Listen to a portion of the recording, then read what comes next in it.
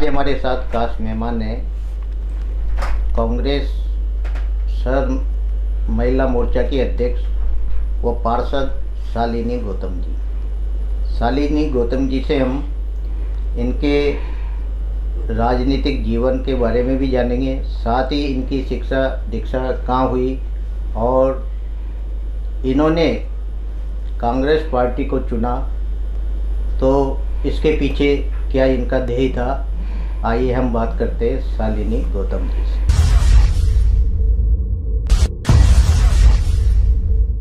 शालिनी जी, आपका हमारे स्टूडियो में बहुत बहुत स्वागत है। नमस्कार। शालिनी जी, आप की शिक्षा दीक्षा कहाँ हुई और आपका निवास कहाँ है, और साथ ही आप कांग्रेस में जो जुड़ी उसके पीछे क्या कारण रहा? मेरी शिक्षा जो है वो कोटा से ही हुई। मेरे जन्मस्थली सांगोद है। मेरे पिताजी हैं जो फॉरेस्ट में थे, उनका ट्रांसफ़र सांगोद था, तो मेरी जन्मस्थली तो सांगोद है, पर जब कोटा ट्रांसफ़र हुआ तो हम यहाँ शिफ्ट हो गए और यहाँ पे मेरी पढ़ाई हुई। मैंने ग्रेजुएशन किया, पीजी किया, उसके बाद बीएड किया एलबीएस से, और उसके बाद मेरी शादी हो गई। जो मेरे हस्बैंड थे मोहित गौतम, वो पूर्व यूथ कांग्रेस के पूर्व जिला अध्यक्ष थे। उन्हीं के साथ मैंने समाज सेवा का काम किया और इसको देखते हुए जो हमारे, अभी मैं जिला अध्यक्ष हूँ, तो हमारे जो प्रदेश अध्यक्ष है राखी गौतम, उन्होंने भरोसा जताया और जैसे ही महिला सीट आई मेरे वार्ड में तो उन्होंने मुझे टिकट दिया और मुझ पर भरोसा जताया और मैं उनके भरोसे पे खरी उतरी। कांग्रेस के जितने भी पार्षद थे पूरे दक्षिण में, उन सब में मैं सबसे ज़्यादा वोटों से विजयी हुई, 1432 से। तो इस तरीके से मैं, और कांग्रेस में जो आपने कहा कि कांग्रेस में कैसे आए, तो कांग्रेस की एक विचारधारा है सबको साथ लेके चलना। तो वो एक सही तरीका है कि जब तक हम सबको साथ लेके नहीं चलेंगे तो हमारा देश आगे कैसे बढ़ेगा। शालिनी जी, आप महिला मोर्चा की अध्यक्ष हैं जी, तो किस तरह आप महिलाओं को मोटिवेट कर और इस प्लेटफॉर्म पर लाती हो? कितनी परेशानी आपको होती है इसमें? देखिए, महिलाओं को घर से निकालना तो बहुत बड़ी बात है, क्योंकि जो महिलाएं हैं वो बच्चों को भी संभालती हैं, घर भी संभालती हैं। जो अगर जॉइंट फैमिली में रहती है तो ज़्यादा दिक्कत आती है, सिंगल फैमिली में तो दिक्कत। मैं भी जॉइंट फैमिली में रहती हूँ, मुझे परेशानी आती है। मैं समझ सकती हूँ कि घर संभालना, बाहर कितना दिक्कत आता है। पर अगर जो सोच ले, जैसे मैंने सोचा कि मुझे मतलब करना है, तो आदमी सेवा के लिए कुछ भी कर सकता है। जैसे मैं किसी भी महिला को अगर ज़रूरत है किसी भी रूप में, तो वो हमारे पास आ सकती है। जो संगठन को मजबूती देने का काम तभी होगा जब महिला से महिला जुड़ेगी, और जब महिला बाहर निकलेगी तभी वो सोच पाएगी कि हमारा आगे क्या दायित्व है।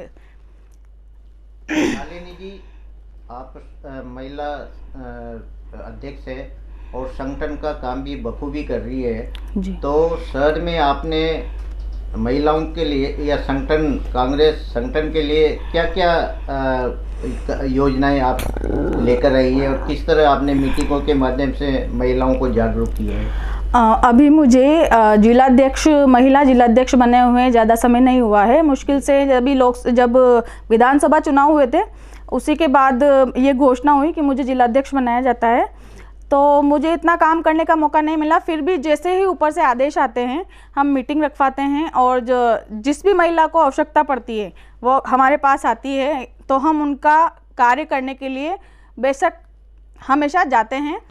और जो हमने अभी 2 दिन पहले भी हमने ऊपर से हमें आदेश आया प्रदेशाध्यक्ष राखी गौतम जी के द्वारा कि आपको न्याय यात्रा निकालनी है, नारी न्याय यात्रा या सम्मेलन करवाना है। तो हमने वो मीटिंग बुलाई और महिलाओं को समझाया कि जब तक नारी आगे नहीं आएगी, जब तक नारी अपने सम्मान के लिए खुद नहीं खड़ी होगी, तब तक देश उसे आगे नहीं बढ़ने, मतलब जो पुरुष हैं वो उन्हें आगे नहीं बढ़ने देंगे। शालिनी जी, वास्तव में महिलाओं को राजनीति में आगे लाना एक बड़ी टेढ़ी खीर है जी। तो जो शहर के अंदर जब कांग्रेस का आपका गठन है तो आपने क्या नियुक्तियां शुरू कर दी, कार्यकारिणी बना ली इसकी? कार्यकारिणी का कार्य चल रहा है। अभी जिस तरीके से ये 2 दिन पहले जो कार्यक्रम हुआ उसमें पता चला, मेरी ये मंशा है कि जो एक्टिव हो महिला उसी को आप कार्यकारिणी में लो। अगर आप पद ले लेते हैं और घर में बैठे रहते हैं तो इसकी कोई दायित्व नहीं, इसका कोई औचित्य नहीं बनता कि आप उस पद को सिर्फ लेके बैठे रहो या फिर सिर्फ फोटो में दिखाते रहो कि हम ये वाले पद वाले हैं। मैंने अभी भी ये देखा कि मैंने सब पद वालों को फ़ोन किया, कोई मतलब पद वाले नहीं आए, पर पद वही ले जो कार्य कर सके और संगठन को मजबूती दे सके। इसीलिए मैं इंतज़ार कर रही हूँ कि जो महिला मुझे एक्टिव दिखेगी, मैंने नाम लिखे हैं एक्टिव महिलाओं के, तो उस हिसाब से कार्यकारिणी चल रही है कि कौन एक्टिव है कौन एक्टिव नहीं है। शालिनी जी, महिला संगठन खड़ा करना एक आपके लिए बहुत बड़ी चुनौती होती है। जो कोटा शहर के अंदर जो महिलाएं हैं, शिक्षित महिलाएं जिनको आप आगे ला रही हो, तो क्या उनके परिवार से भी आप सामंजस्य बिठा के उनको प्लेटफॉर्म पे आगे लाने का प्रयास करती हो? कैसा मानना है आप? जी बिल्कुल, परिवार का साथ तो हमेशा सबको चाहिए होता है। परिवार के बिना कुछ भी नहीं होता है। परिवार के बिना कोई भी महिला आगे नहीं बढ़ सकती। अगर परिवार का सपोर्ट नहीं होगा तो वो पीछे ही जाएगी, आगे नहीं आएगी। हम जिन भी महिलाओं को आगे आना होता है, पहले उनके परिवार से ही सपोर्ट मिलना होता है। जैसे मुझे मिला, मुझे मेरे हस्बैंड से, मैं जॉइंट फैमिली रहती हूँ, मेरे दादी ससुर जी भी मेरे साथ रहते हैं, तो उन्होंने मुझे सपोर्ट किया, इसीलिए मैं बाहर आई। वरना आजकल के ज़माने में जो थोड़ी ग्रामीण परिवेश से जो दादा दादी रहते हैं वो तो ग्रामीण परिवेश के होते हैं, तो वो नहीं आने देते, पर इन्होंने मुझे सपोर्ट किया इसलिए मैं आगे आई। तो मैं सभी महिलाओं से कहना चाहूँगी कि अगर आपका परिवार आपको सपोर्ट करता है तो आप इस समाज सेवा, जरूरी नहीं है आप किसी भी पार्टी से जुड़े, कि आप कांग्रेस से जुड़े, बीजेपी से जुड़े, आप पार्टी से जुड़े, किसी से भी जुड़े, या स्वयं का सेल्फ संगठन बनाएं, पर आप सेवा में लगे, आगे बढ़े। शालिनी जी, जैसे देखा जाता है कि कई बार जैसे महिलाएं हैं वो प्रथम बार राजनीति के पहली सीढ़ी पर बैठती है, चढ़ती है जी। लेकिन बाद में वो लुप्त प्राय हो जाती है। तो आप कांग्रेस के अध्यक्ष हैं, किस तरह एक महिला को लगातार किसी भी पार्टी, जैसे आपका ही संगठन है, तो उसको लगातार आगे बढ़ाने की आपकी मंशा है या जागरूक करने का मतलब आपका क्या संदेश रहेगा इसमें? महिलाओं को मैं ये संदेश देती हूँ कि अगर आप मतलब सुचारू रूप से चला सकें और आप अनवरत मतलब इस चीज़ को आगे ला सके तो आपको करना चाहिए। ये नहीं सोचना चाहिए कि पीछे क्या होगा या आगे क्या होगा। अगर आपके पास सामर्थ्य है और समर्थन है तो हम सबको एक होके आगे आना होगा। और जो कहते हैं ना कि लड़कियां नहीं कर सकती या महिलाएं नहीं कर सकती, तो आपको उन चीज़ में आगे आके बताना होगा कि महिलाएं हर क्षेत्र में हर कार्य कर सकती हैं। शालिनी जी, आपने कहा कि प्रदेश से हमारे कोई इस तरह गतिविधि करने का मतलब प्राप्त हुआ आदेश। अभी न्याय यात्रा का जो मामला था, तो ये न्याय यात्रा है क्या? ये न्याय यात्रा है जो मुख्य रूप से 5 बिंदुओं को लेके न्याय यात्रा चल रही है। पहला है नारी न्याय यात्रा, जो नारी के सम्मान के लिए न्याय है, जो अभी हमारे अभी जब से सरकार बनी है तब से ज़्यादा जैसे बलात्कार और महिलाओं के साथ अत्याचार हो रहे हैं। अभी रिसेंटली जयपुर में हुआ, जिसने उसके साथ बलात्कार किया वो वापस छूट के और उसको गोली मारी है उसने, उस महिला को। तो ये उसमें नारी न्याय, श्रमिक न्याय, श्रमिकों का था जो 8 घंटे वो काम करते थे उनको 12 घंटे कर दिया। किसान न्याय, किसान अभी बैठे हुए हैं धरने पे। भागीदारी न्याय, जो ST SC OBC है, जितने भी हैं वो मतलब अपनी भागीदारी मांग रहे हैं। तो इस मुद्दे को लेके, सारे वर्गों को लेके राहुल गांधी जी हमारे नेता हैं, वो न्याय यात्रा निकाल रहे हैं सभी वर्गों को लेके। तो उसी में नारी भी अपना समर्थन उनको दे रही है कि हम नारी न्याय यात्रा निकाली गई उस संदर्भ में। जी, आप प्रदेश अध्यक्ष राखी गौतम जी ने आगामी लोकसभा चुनाव के लिए जी आपको क्या टास्क दिए हुए हैं किस तरह आपको हर वार्ड में मीटिंग करके या बड़े लेवल पे आप सम्मेलन करने की कोई इस तरह की योजना है आपको कोटा शहर में?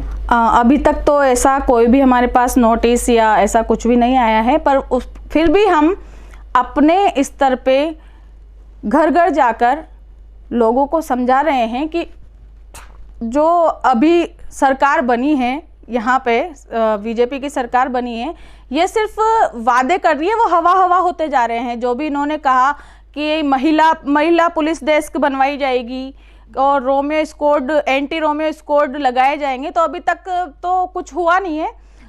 तो मुझे लगता है कि जो हम लोगों को समझाएंगे तो वो समझेंगे इस चीज़ को कि ये जो बीजेपी सरकार है ये सिर्फ हवा में बातें करती है, ये वादों को पूरा नहीं करती हैं। शालिनी जी, लोकसभा चुनाव सामने है जी, तो आप मतलब लोगों के जनता के बीच में जाकर क्या संदेश देना चाहेंगी? भाई आपको लोकसभा में जाना है और प्रत्याशी भी आपका आएगा, तो बीजेपी के विरोध में क्या आप अपने टारगेट लेके जाएंगी? हम ये लेके जाएंगे, जैसा कि मैंने आपको बताया कि जितने भी उन्होंने वादे किए हैं अभी विधानसभा चुनाव में, वो अभी तक पूरे नहीं हुए हैं। और जब से सेंटर में बीजेपी सरकार बनी है तब से बेरोज़गारी ज़्यादा बढ़ी है और महंगाई ज़्यादा बढ़ी है। इन मुद्दों को देखते हुए, जैसे सिलेंडर तो अभी देखो आप, अभी 925 तो अब हुआ है, पहले हम 1125 रुपये देते थे। तो गृहिणियाँ हैं, तो गृहिणियाँ मेरी बात को अच्छी तरीके से समझ सकती है इस चीज़ को कि जहाँ तक पेट नहीं भरेगा वहाँ तक देश कैसे चलेगा, मतलब लोग कैसे चलेंगे। आदमी, महंगाई की इतनी मार है, ये सिर्फ पूंजीपतियों की सरकार है, गरीबों की सरकार नहीं है। गरीबों को मतलब जब चलाने के लिए आपको महंगाई को कम करना पड़ेगा, बेरोजगारी को आपको सॉल्व करना पड़ेगा, जो बेरोजगारी है उसकी समस्या का समाधान करना पड़ेगा। युवा, अभी इन्होंने युवा मित्र जो हटाए हैं, 5000 लोगों को इन्होंने हटा दिया है, तो आप उसको चेंज कर, भले आप नाम चेंज कर देते पर उसको नहीं हटाते। तो इससे युवाओं में भी आक्रोश है, युवा भी इनके समर्थन में नहीं है। तो हम इन मुद्दों को लेके जाएंगे तो हमारी जनता समझेगी इस चीज़ को। शालिनी जी, आपको राजनीति जी एक विरासत के रूप में मिली, पति आपको आगे लाए जी, ये अच्छी बात है। एक सेवा भाव का प्लेटफार्म भी है जी। आपने पार्षद का चुनाव लड़ा, पहली बार लड़ा है जी। तो पार्षद का चुनाव जो आपने लड़ा तो बड़ी संघर्ष से आप जनता के बीच में गई, कैसा प्यार मिला आपको और आप जीत के आई? जी, एक्चुअली क्या है, जब मैं 19 ईयर की थी तब भी मेरे पास पार्षद के लिए टिकट के लिए आया था। जब गीता शर्मा, हमारा वार्ड नंबर 52, जब सेक्टर 3 सेक्टर 2 एक हुआ करता था, तब पर मेरी एज कम थी। तब मैं मतलब मेरे पीयर पक्ष की तरफ से ही आया था, तब वो ऊपर से आया था कि आप इनको चुनाव लड़ाओ। पर मेरी एज 19 ईयर की थी और 21 चाहती है इसमें, तो मैं नहीं लड़ी। उसके बाद मुझे पता भी नहीं था कि मतलब मैं यहाँ पे ये होगा, पर सरकमस्टांसेस ऐसे बने कि मुझे चुनाव लड़ना पड़ा।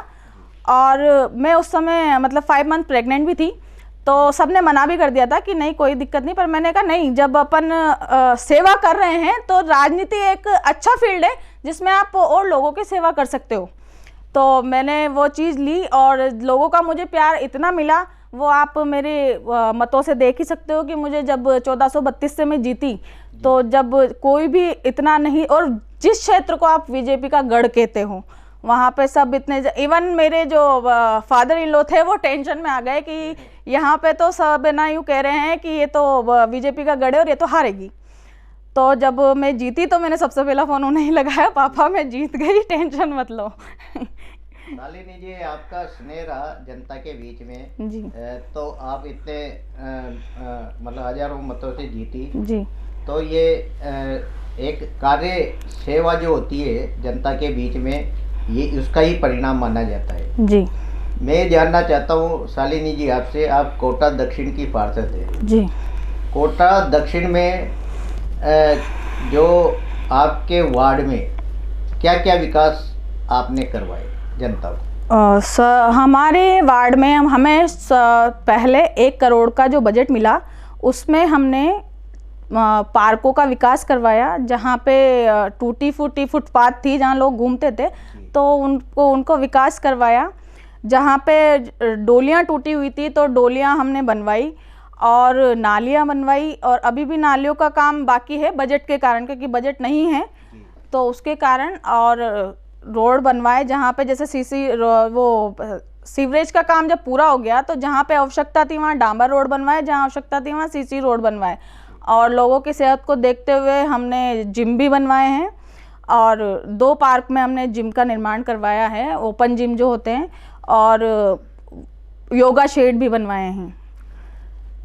शालिनी जी, आप नगर निगम में पार्षद है जी। तो आप ऐसा नहीं मानती कि नगर निगम में इस समय ब्यूरोक्रेसी हावी है कि पार्षदों या जनप्रतिनिधियों के काम नहीं हो पाते? क्या मानती है आप? बिल्कुल मैं ये मानती हूँ। सारी जो है वो अधिकारियों ने अपने हाथ में ले रखा है, पार्षदों की वहाँ नहीं चलती है, इवन महापौर जी की भी नहीं चलती है। अभी जो बैठक नहीं हुई, अभी जो बोर्ड बैठक नहीं हुई, इसका कारण यही है, महापौर जी ने ये मांगा कि जो पूर्व बैठक में जो हमारे मुद्दे क्लियर हुए थे, पारित हुए थे, आप उन्हें तो हमें दो, मतलब उन्हें तो हमें पालना रिपोर्ट वापस करो। पर वो अधिकारी बार बार कोई एजेंडा लेके आना, पहले आप उन चीज़ों को पूरा करो जो नहीं हुआ है, उनको पूरा करो। बैठक करने से क्या होगा? बैठक करने से हाँ हुल्लड़ होती है और कुछ भी नहीं होता। जब आप उसमें पारित हो चुका है पूर्व बोर्ड बैठक में, तो आप उन चीज़ों को पारित करो। 4 मुद्दे थे वो भी क्लियर नहीं हुए, ना लैपटॉप मिला पार्षदों को। अब लास्ट ईयर है, उसमें कुछ हो जाएगा तो कुछ होगा ही नहीं। शालिनी जी, आप अपने वार्ड के लिए, भाई क्या होता है कि पार्षद की आज ये महिला वार्ड आया जी, और वहाँ से वो अब समझ लेता है कि 5 साल में अब पता नहीं कौन सा वार्ड जी, हमारा दूसरा होगा, तो ऐसी सोच मतलब आज की राजनीति में देखी जाती है। जी। मैं आपसे जानना चाहता हूँ कि आपकी सोच कैसी रहेगी आगामी वर्षों के लिए, कि आगे भी आप मतलब राजनीति के क्षेत्र में मतलब अनर्थ आप इसको जारी रखेंगी? क्या है मानना आपका? मेरा मानना है राजनीति करने के लिए आपको पार्षद या किसी पद पे होने की ज़रूरत नहीं है, और सेवा करने के लिए भी किसी पद पे जरूरत नहीं है। हम लोगों के बीच में पहले भी थे, जब मैं पार्षद नहीं थी तब भी हम 5 साल तक लोगों के बीच में थे। कोरोना में हमने लोगों की सेवा करी, कोरोना में उनको फूड पैकेट्स दिए, जो काढ़ा बना के पिलाया, सारी चीज़ें। उसके बाद हम पार्षद बने। पार्षद बनने के बाद भी हम लोगों के बीच में हैं और नहीं रहेंगे पार्षद। ऐसा कोई अगर सीट नहीं आई या सीट आई तो उसमें कोई दिक्कत नहीं है। अगर जैसे हमारे जो संगठन है वो हमें आदेश करेगा वैसा हम कार्यक्रम करेंगे। और राजनीति के अच्छा फील्ड है कि जहाँ पे आप लोगों की सेवा कर सको, तो हम चलते रहेंगे। शालिनी जी, 1.5 साल करीब आपके बोर्ड को बचा है जी। अब आपकी वार्ड के लिए जो जनता के सेवार्थ आपने क्या सोच रखा है कि 1.5 साल में मैं ये काम करके जनता को सौंपूंगी तो उनके लिए लाभकारी होगा? हमारे पास बजट की बहुत कमी है। बजट उस 1 करोड़ के बाद हमारे पास कोई बजट नहीं आया। बीच में 50 लाख का आया था, पर जब से सरकार चेंज हुई तो उन्होंने उसको वर्क ऑर्डर ही रोक दिया। तो हाँ, अगर बजट आता है तो हमने सोच रखा है, हमारे स्कूल है गवर्नमेंट स्कूल, वहाँ पे आवासन मंडल, तो उसके पास में कचरा पॉइंट है और एक शौचालय है जो ऐसे नॉर्मल बना हुआ है, वो सुलभ शौचालय की तरह नहीं बना हुआ। तो वहाँ बच्चियों को परेशानी आती है निकलने में, सबको मतलब दुर्गंध का वो करना पड़ता है। तो हम सबसे पहले तो मैं उस सुलभ शौचालय को तरीके से बनवाऊंगी ताकि व्यापारी को भी परेशानी, अगर हम हटवा देंगे तो व्यापारियों को परेशानी आएगी। वहाँ मेन रोड पे है वो, तो व्यापारी में विरोध करेंगे उस चीज़ का कि हमारे यहाँ पे सुविधा नहीं है। तो उस चीज़ को तरीके से बनवाना, और इसके अलावा लोगों के नालियों की बहुत दिक्कत आ रही है, नालियाँ बनवाना तरीके से, सीसी नालियों का निर्माण करवाएंगे।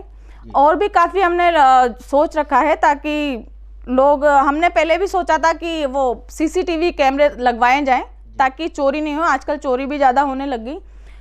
तो अगर हमारे पास बजट आता है तो हम पूरा करेंगे इस चीज़ को। शालिनी जी, कोटा दक्षिण भी स्वच्छता रैंकिंग में पिछड़ रहा है, तो क्या कारण मानती है आप इसके? मेन चीज़ है कि लोगों को भी ये समझना पड़ेगा कि हमें भी रख रखाव और साफ सफाई रखनी पड़ेगी। ये जरूरी नहीं है कि ये एक अधिकारी का या पार्षद का या किसी का ही काम है। आप सुबह मॉर्निंग वॉक जाते हो, हाथ में थैलियाँ लेके इधर उधर फेंक दो। जब आपके घर के सामने टिप्पर आता है तो आपको टिप्पर की सेवा दे रखी है, तो आप उसमें क्यों नहीं डालते हो कचरा, आप इधर उधर कचरा डाल देते हो। तो मैं लोगों से विनती करूंगी कि कृपया इस चीज़ को ना करें। अगर आपके पास समय है तो आप अपना कचरा टिप्पर में ही डालें। ये थी हमारे साथ कांग्रेस महिला अध्यक्ष शालिनी गौतम जी। ये पार्षद भी हैं। इन्होंने इनके वार्ड में जो विकास कार्य कराए उस बारे में भी इन्होंने आपको बखूबी बताया। साथ ही महिला कांग्रेस की जो आगामी योजनाएं हैं, किस तरह लोकसभा में अपना महिलाओं को जोड़ेंगी और किस तरह भाजपा सरकार के विरोध में खड़ी होंगी, ये इन्होंने बखूबी आपको बताया। शालिनी जी, आप हमारे स्टूडियो में पधारे, बहुत बहुत धन्यवाद। धन्यवाद।